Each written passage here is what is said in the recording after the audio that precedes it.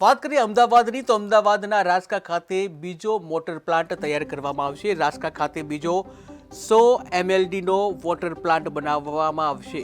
Plant બનાવવા માટે collector પાસે જમીનની માંગણી કરવામાં આવી છે, ત્યારે જમીનનો ચાર્જ 1.87 કરોડ એમસી ચૂકવશે। પૂર્વ વિસ્તારમાં નર્મદાના શુદ્ધ પાણીની સમસ્યા છે, ત્યારે આગામી 15 દિવસમાં સમસ્યાને દૂર કરવામાં આવશે। આગામી 15 વર્ષ માટે આ સમસ્યાને દૂર કરવામાં આવશે, ત્યારે પાણી સમસ્યા ન સર્જાય તે માટે આ મહત્વપૂર્ણ નિર્ણય લેવાયો।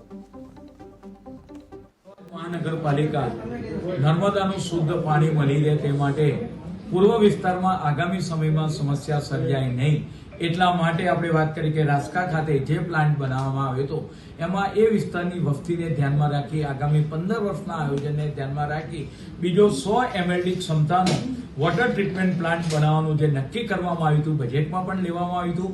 એ માગણી જમીનની માગણી કલેક્ટર શ્રી પાસે કરવામાં આવી હતી।